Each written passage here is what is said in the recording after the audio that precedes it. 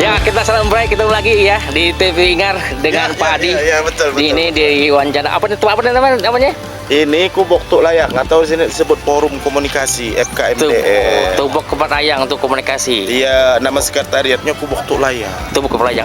Kok bisa disebut Kubok Kepadayang? Kenapa sih, Pak? Nah, jadi ceritanya dulunya kalau gubuk itu bahasa umum kayak pondok-pondok. Iya. Tapi kalau seandainya di Belitung ini, ya khususnya di Belitung Timur ini, masyarakat Belitung ini kan kalau dulunya jauh dari jalan besar itu mereka itu karena sistem hidupnya itu berpindah-pindah. Iya. Nah, ladang berpindah-pindah, jadi ada semacam kini sekitar satu kelompok ini namanya Kubok namanya. Kubok. Nah, semacam itu. Itulah asal muasal Kubok.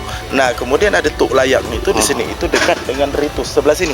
Apa itu ritus? Ada ritus makam Tuk Layak di sini. Oh, di makam. Iya. Oh. Iya, gitu. Nah, jadi salah satunya biasanya di sini itu di makam Tuk Layak ini banyak tamu-tamu yang datang.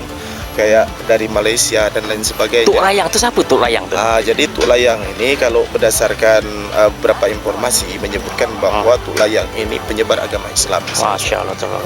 Ya, dan juga ada dikaitkan dengan legenda, salah satunya beliau ini memiliki ilmu kesaktian yang tinggi. Tuk Layang. Seperti itu. Oke, selamat datang. Silakan duduk dulu. Kita. Ya. Kita akan view ke dalamnya. Ya. Oke.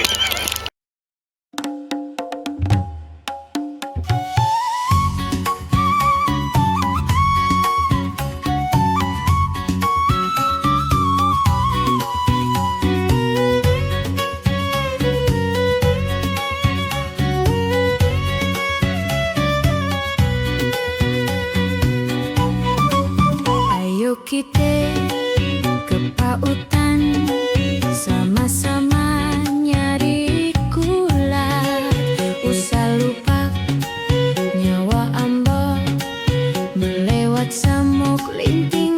Kita akan mereview ya di wilayah apa namanya Pak Adi? Forum komunikasi ya di Lintang. Kita akan Di Lintang. bersama Pak Adi. Oke, sip. Jadi ada batang pelawat semacam ini ya. Nah, jadi salah satunya di sini itu memang belum terlalu dieksplor. Jadi salah satunya di sini mungkin kalau seandainya ada pemikiran yang cocok nantinya untuk dijadikan seperti apa, mohon nantinya sarannya. Oke. Baik, kita jalan-jalan dulu. Jalan-jalan ke bawah. nih. Berarti ini masih masih ori ya? Masih ori. Masih ori. Ya. Lihat. Dan salah satunya mungkin ini untuk kali pertamanya kalau untuk kegiatan semacam ini diadakan di tempat ini. Iya. Nah, jadi dapat dilihat dulu ini nantinya kemungkinan kalau seandainya ada perubahan ke depannya kita lah sama-sama tahu. Jadi kalau sekarang ini masih ori. Ini kita menuju ke mana Pak Adi ini? Kita ini sebenarnya ada wilayah trekking di sebelah kanannya. Dan di sini juga biasa digunakan untuk kegiatan kemah. Oke, Mas. Kegiatan kemah. Jadi biasanya ini ditebas nantinya. Jadi di sekitar sini biasanya bantaran ini. Dan di situ ada budidaya ikan. Kita langsung ke bawah aja ya. Oke. Dari anak-anak tahun sebelumnya dari UBB. Iya. Jadi mereka untuk salah satu bentuk kunjungannya mereka melakukan semacam seremonial penanaman pohon blanger ini, Pak. Pohon blanger. Iya. Di blanger. Pohon blanger. Kualitas kayu. Nah, jadi ini termasuk kalau di tempat kita blanger itu termasuk kayu kualitas. Biasanya kalau seandainya itu memiliki ukuran yang cukup besar, diameternya itulah layak untuk digunakan dipotong. Itu biasanya digunakan untuk pembuatan rumah karena ini kayu kualitas bagus. Berarti di setara ini ya batang pohon jati. Iya, seperti itu, Pak. Ya. Baik di sini ini wilayahnya karena di bagian areal gambut ini memang hutan kerangas namanya. Hutan Nah, kerangas. jadi salah satunya ini ada pelawat, Pak. Oh, ini pelawat. Jadi berdasarkan kearifan lokal, pengetahuan lokal, batang pelawat ini, Pak, kalau seandainya kita ke hutan, ya, ndak bawa karet, ndak bawa binset dan lain sebagainya. Berdasarkan pengetahuan tradisional, ini, Pak, ini salah satu solusi. Dikikis menggunakan parang, Pak. Jadi semacam bu gitu dia. Iya. Ini, Pak, nanti kalau seandainya lo udah dikikis itu pas dikena macis itu blak dia langsung kayak macam ada ngandung bensin. Dan ini pucuknya ini, Pak, bisa kita buat teh. Jadi ada teh khusus dan itu biasanya warnanya agak ke merah-merahan gitu. Itulah diolah sebagian dari kawasan Tebak Rasau kemarin. Dan juga ini betul berulang berdasarkan kearifan Betul. lokal. Pengetahuan kami dulunya Pak, kalau orang itu ada kuring-kuring Bang Bilong, jadi cari getahnya ini Pak, yang bagian luar aja. Ini bisa digunakan untuk obat itu kuring-kuring de bilong. Gitu Pak, kalau Batang orang-orang tua dulunya ya Pak ya. Batang betor. Itu. Ini tidak boleh nih Pak dalam agama. Arak-arakan. Kayaknya. Jadi biasanya di sini itu tempat-tempat karena di situ agak jauh dan sekretariat sih bisa bersantai biasanya. Sebelum itu masuk ke bawah ini biasanya digunakan untuk aktivitas tambatan perahu nelayan. Berarti sungai. Iya, tapi sungai ini Pak. Jadi di situ ada air namanya Teluk Sabak. Nah, jadi Pak terkait dengan sungai ini sendiri itu sudah dipetakan itu Pak. Jadi dulunya orang-orang tua kita dulunya memberikan nama. Misalnya di bagian tengah itu Arongan namanya. Kemudian bagian tengah itu ada yang tempatnya itu misalnya kan ada di tempat-tempat sungai itu yang agak dangkal gitu. Yeah, Bagian tengah tapi itu namanya Tinggangan Pak. Tinggangan. Kemudian ada Rapak namanya. Kemudian ada namanya Tanjung dan lain sebagainya. Itu merupakan bentuk peta dulunya untuk memudahkan akses ya. Jadi pembagian sungai itu kotak-kotak gitu. Jadi untuk memudahkan sebenarnya ini lokasinya bagian mana misal. Ini Arongan berarti tengah gitu kan yang dipikirkan seperti itu.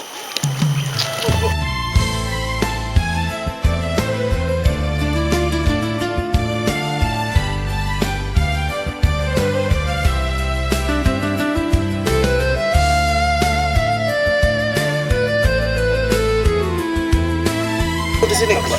Ada kupai-kupai di bagian tengah situ, dekat situ Pak, di depan situ. Nah, jadi di sini aktivitas masyarakat itu salah satunya kalau musim kemarau nirok nanggok itu di bagian-bagian sini. Nah, jadi ini salah satunya apa nih? Bisa digunakan untuk kalau seandainya kegiatan biar ini disuruh bebanjor. Jadi ikan. Panjang jembatannya ini berapa Pak ya? Ini 130 Pak. Nah, jadi salah satunya pernah digunakan udang darat lah Pak. Udang darat semua ya. Tapi posisi air ini tidak baru sekarang Pak, ikan tidak ada. Ini biasanya Pak untuk cari udang sekitar sini lah lokasinya. Tepat sekali Bapak datang ke sini ya. Tapi kondisi airnya ini kering, jadi posisi kumpainya inilah timbul lah mati dia. Udang itu kan dia dikumpai-kumpai kayak gini lah Pak. Nah, jadi kalau di Desa Lintang sendiri biasanya di sekitar sini Teluk Sabak ini paling banyak Pak orang-orang cari udang itu. Itu biasanya kalau malam aktivitasnya kuda-kuda seperti itu. Baik Pak, kemudian agak panjang ya kalau tempat lain ya. Dan juga bisa di jenis kater, tangan dan lain sebagainya. Kenapa alat transportasinya seperti ini Pak? Seperti ini Pak, pendek ya. Kemudian menggunakan dapat muat perahu nih tanpa ada papan. Dan kemudian bentuknya pendek seperti ini. Inilah pengetahuan tradisional orang-orang dulu. Ngapa dia pendek ini? Ini kan kayak lampiri ya. Rasau ini.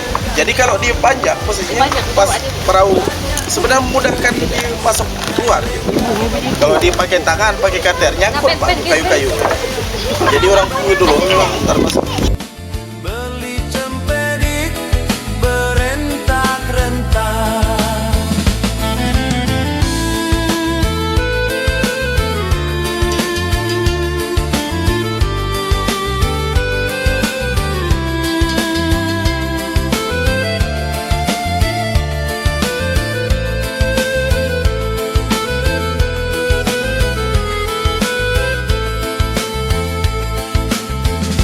Cempedik, cempedik, cempedik, cempedik, cempedik, cempedik. Jadi posturnya ini kalau udang darat ini sebenarnya kalau kita aman-aman ada beberapa jenis juga deh.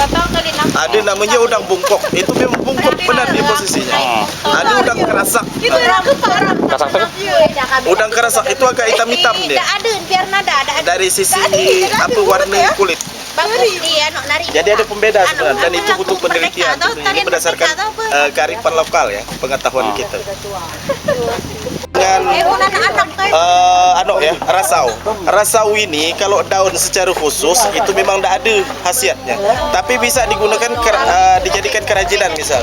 Tapi kalau untuk anyam-anyaman kurang kuat dia. Nak dijadikan terindak dan lain sebagainya kurang kuat. Tapi kalau berdasarkan penelitian salah satunya kalau buah rasau ini bisa menyembuhkan kanker payudara. Rasau. Jadi salah satunya berdasarkan pengetahuan tradisional, kemarin salah satunya hanya saja. Geosite ini merupakan kalau ini sungai terbesar. Sungai terbesar yang ada di Pulau Belitung. Nah, jadi salah satu buktinya ini Sungai Purba ini berdasarkan abad pertengahan ini. Jadi era Konzokyo sekitar 60 juta tahun yang lalu. Bentuknya sungai ini. Jadi salah satunya yang ini dulunya dalam sekian juta tahun itu telah terjadi pergeseran. Ini dari Sunda Purba asalnya. Jadi membentuk dataran sehingga terbentuklah sungai. Nah, salah satu buktinya ini termasuk rasau ini hanya ada tumbuh di sepanjang Sungai Lenggang dan juga di Kalimantan, Pak. Ya, nama latinnya ini Pandanus, ya, lupa. Di sini yang telah diteliti kemarin, ya, yang telah kita dapat identifikasi sekitar 114 jenis ikan endemik. Langka termasuk Pak ikan endemik. Jadi dari mulai ikan kaci-kaci, ya, kemudian ya yang tidak banyak. Di sini itu ada keperas, bantak dan lain sebagainya. Jadi banyak jenis-jenis ikan. Di sungai ini sendiri yang telah diidentifikasi dan mungkin tidak banyak terdapat di tempat lain ada 114 ikan. 114 ikan. Nah, posisinya karena tidak barus, ya. Ini posisinya kalau di ini, jadi posisinya ini digantikan dengan tempat penaman ikan. Jadi sirobanta itu kalau di tempat kita Pak menggunakan bulo jalinannya. Jadi ada sela-sela jari itu sekitar segini Pak, sekelingking gini. Jadi kalau berdasarkan pengetahuan lokal, orang dulu itu ngambil ikan itu kalau nuk kecil-kecil dilepas Pak. Jadi kalau muncul apa segala macam tangguh itu kan ada ya anunya. Jadi maksudnya kalau yang masih tahap berkembang, masih kecil itu dibiarkan untuk berkembang dulu. Itu Pak. Jadi termasuk orang-orang tua kita dulu lah terpikirkan untuk menjaga ekosistem itu sendiri. Jadi kalau anak-anaknya itu sendiri tidak dianu Pak, belum suruh dia berkembang, disuruh dia berkembang biak sehingga putaran daripada ekosistem itu sendiri nantinya berjalan. Bisa dipaham Pak ya? Ya.